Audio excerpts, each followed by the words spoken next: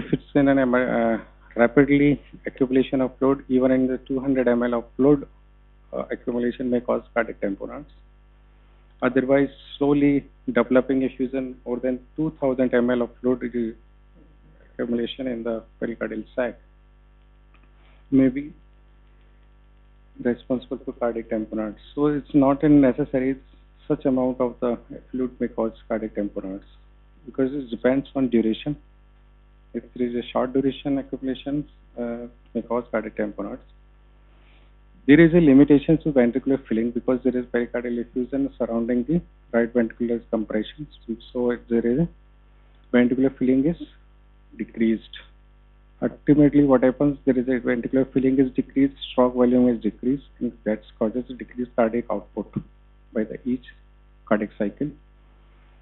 So blood pressure or systolic blood pressure gets down. So patient is in a hypotension. There is a high index of suspicion for cardiac tamponade is required because in many instances there is no obvious cause for pericardial disease is apparent. So diagnosis should be considered in any patient with having unexplained sudden enlargement of cardiac salute on X-ray chest, sudden onset of the cardiomegaly. There is a typical pattern on the water bottle figure, and patient is in hypotension, JVP is increased, and soft heart sound. It gives a clue that patient may be in a cardiac tamponade. Sometimes there may be changes in the ECG also, but usually in the patient short duration of accumulation, there is no ECG changes. Otherwise, in the weeks or months, there may be changes of the ECG. There is a reduction in the amplitude of the QRS complex because cardiac contractility has decreased. That's why there is a widening and amplitude is decreased. Electrical alternance between P waves and QRS and T complex is seen. That is electrical alternance. And T waves, there is a changes in the form of inversion. Important sign that is you can see in a case of a cardiac tamponade is a paradoxical pulse. What is paradoxical pulse?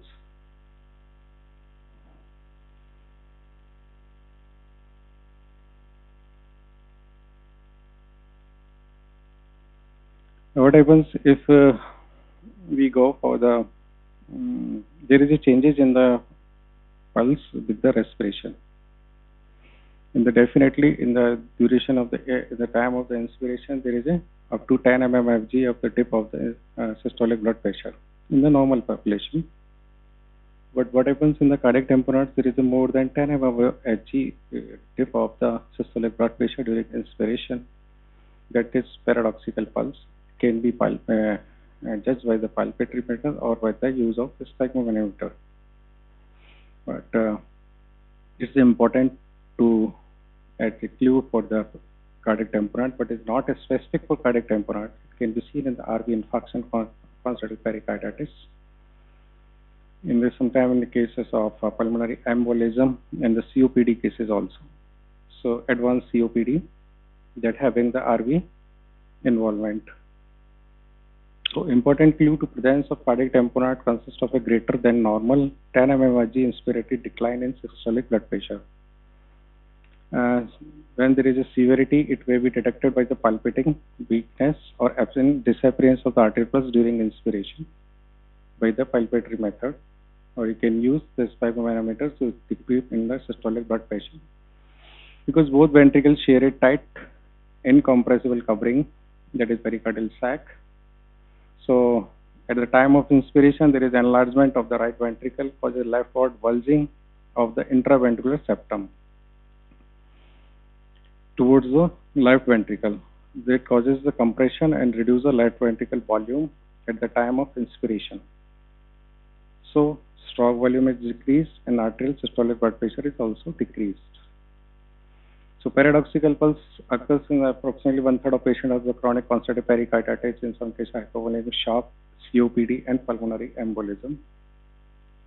So right ventricular infarction may also resemble with cardiac tamponades that have also cardiac paradoxical pulse. JVP is increased, hypotension.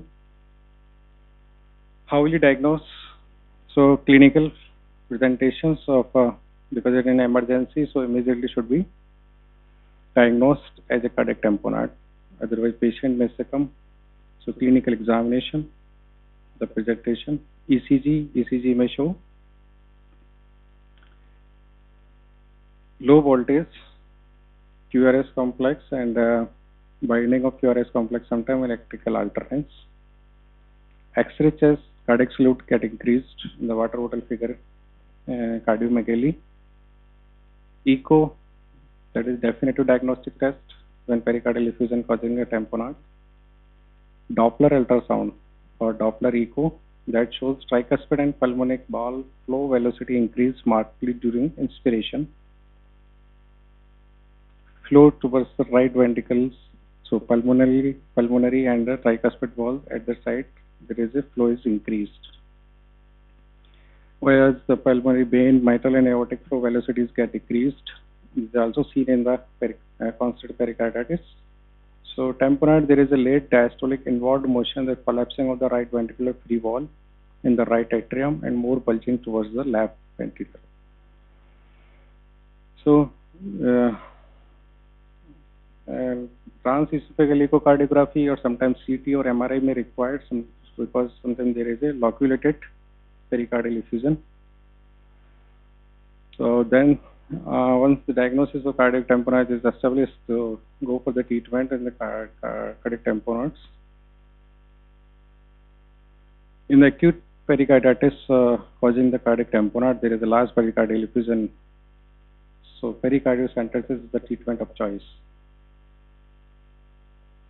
And pericardiocentesis should be carried out, or the patient should be watched closely for sign of tamponade if there is no sign and symptom of tamponade, but there is a large pericardial effusion.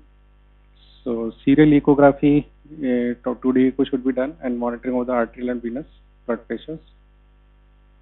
So pericardiocentesis is a manifestation of tamponade that appears. There is a pericardiocentesis should be done by the apical or parasternal approach.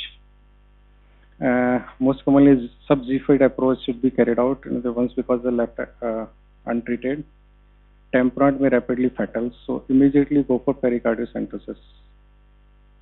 Pericardial fluid should be aspirate. Procedure should be carried out under echocardiography guidance, and intravenous saline should be administered simultaneously because sometimes patient may go in shock.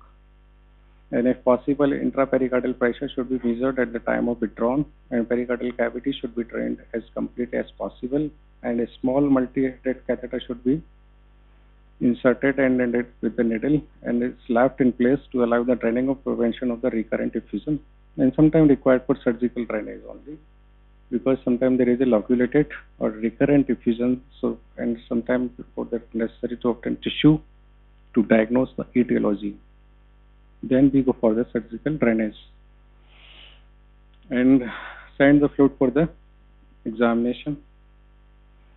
It may be transudative or it may be exudative, and should be analyzed for the RBCs if there is a presence of the hemorrhagic pericardial effusion, or sometimes the WBC and cytology, and the biochemistry, and the sugar and the protein contents in the pericardial fluid to see that if there is a exudative or transudative.